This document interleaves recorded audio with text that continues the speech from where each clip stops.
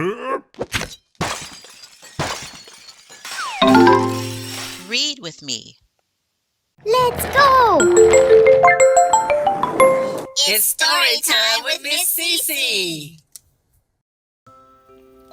Walt Disney's Cinderella.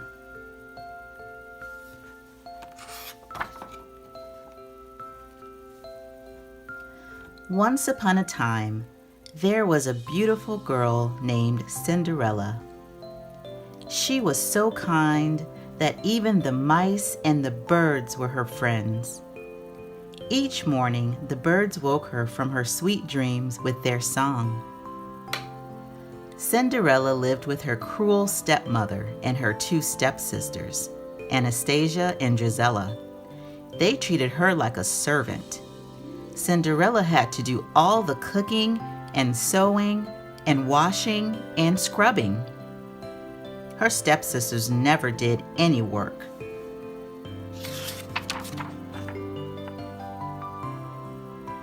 One day, a royal messenger came to the house. He brought a letter from the king. The stepmother read the letter. The king was giving a royal ball for the prince that night. Every girl in the kingdom was invited. "That means I can go," Cinderella cried. Her stepsisters laughed. "Imagine Cinderella dancing with the prince," Drizella cackled. "She's only fit to dance with a broom," added Anastasia. "But the letter says every girl is invited," Cinderella insisted. "So it does," the stepmother agreed. "You may go if you get all your work done and if you can find something to wear." "Oh, thank you," said Cinderella. She quickly ran up to her room. Cinderella pulled a dress out of her trunk. "This was my mother's dress," she told the mice. "Isn't it lovely? It just needs some decoration." Cinderella's mice had never seen her so happy. A thin mouse named Jack thought Cinderella would be the prettiest girl at the ball. A fat mouse named Gus agreed. Cinderella took out her sewing basket. "I'll need a sash and some beads," she said. Just then, her stepmother shouted, "Cinderella!" Cinderella hurried downstairs. "Cinderella, wash the floors," her stepmother ordered.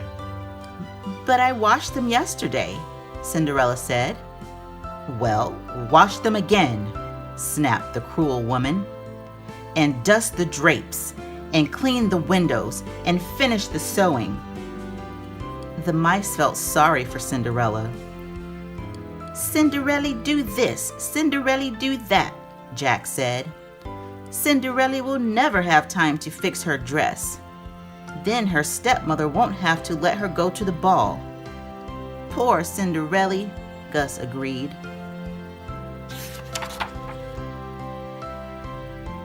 One of the mice had an idea. "Why don't we fix the dress for Cinderella? We can do it." All the animals agreed to help.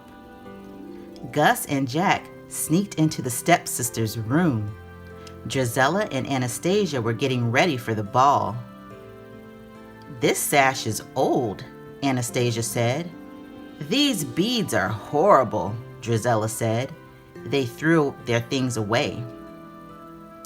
Gus and Jack took the sash and the beads. "Pretty, pretty," Gus exclaimed. "Shh," Jack hissed. He was afraid they would wake Lucifer, the cat. But the mice made it safely back to the attic. Soon every beak and paw was busy. The animals measured and cut and sewed while they worked.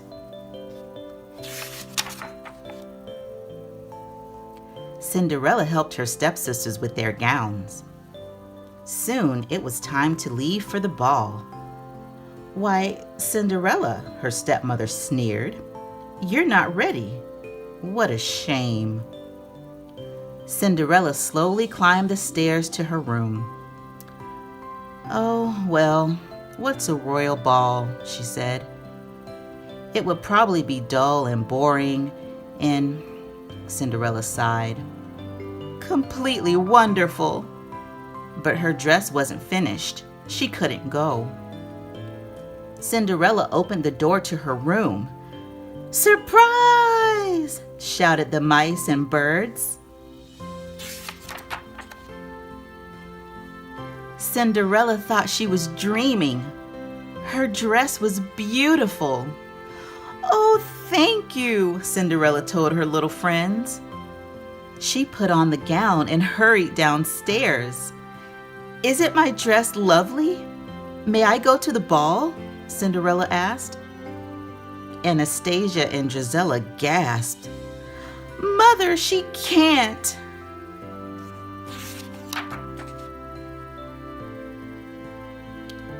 "Well, we did have a bargain," began the stepmother.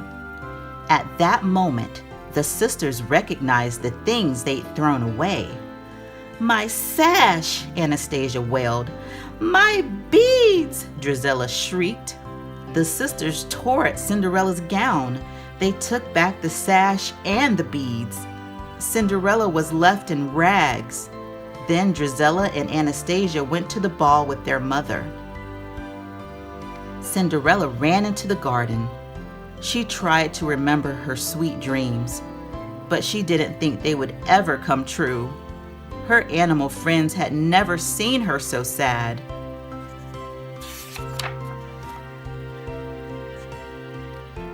"There's nothing left to believe in. Nothing," Cinderella sobbed. She didn't notice the lights that twinkled and danced all around her. But Jack and Gus did. They could hardly believe their eyes. The lights turned into a kind-looking woman. The woman patted Cinderella's head. She said, "You must believe in something, or I couldn't be here. And here I am, so dry your tears. Now, where did I put my wand?"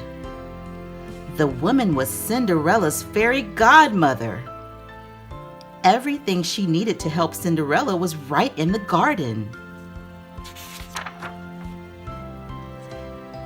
The fairy godmother waved her wand.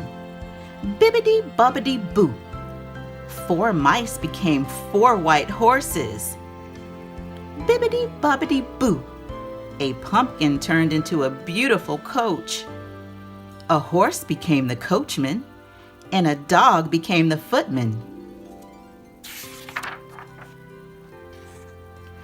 The fairy godmother was very pleased. "Hop in, my dear. We can't waste time," she urged.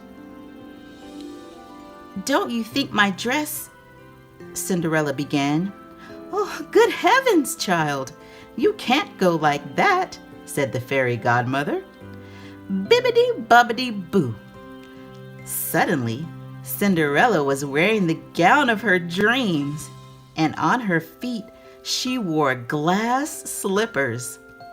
The fairy godmother said, "Like all dreams, my magic must end. At midnight, the spell will be broken." Cinderella promised to be home before midnight. Off she rode to the ball. The ball had already begun. The king was not very happy. He wanted his son to marry.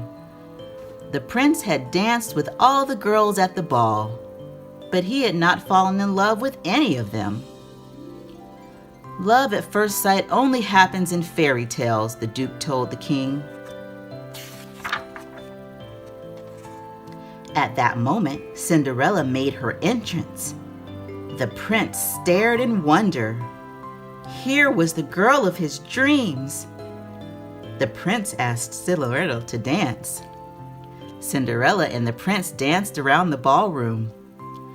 Everyone wondered about the beautiful girl. "Do we know her?" Drizella asked. "The prince seems to," Anastasia said jealously. "There is something familiar about her," the stepmother said.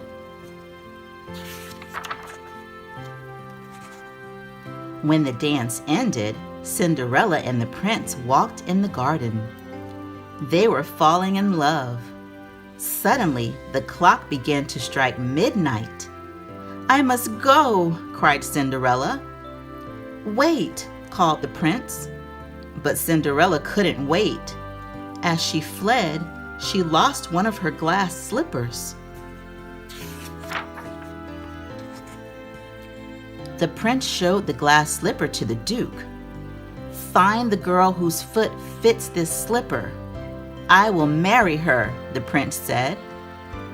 Meanwhile, Cinderella's dress had become rags again. The coach was now a pumpkin.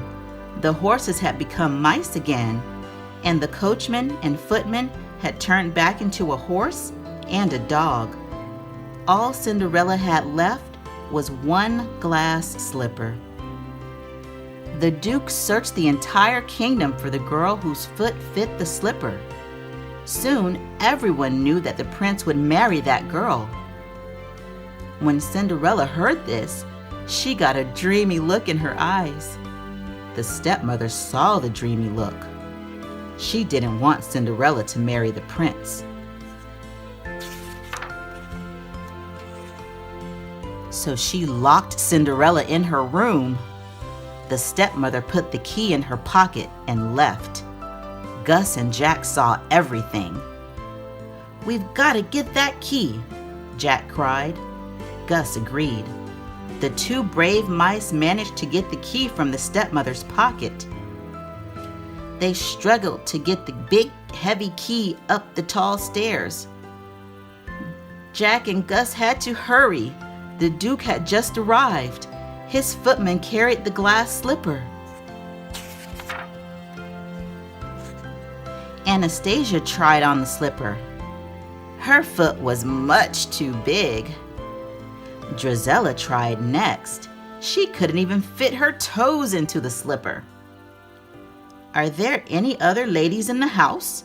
asked the Duke. "There is no one else," the stepmother answered. The Duke was about to leave when Cinderella came down the stairs. Jack and Gus had freed her. "May I try on the slipper?" she asked.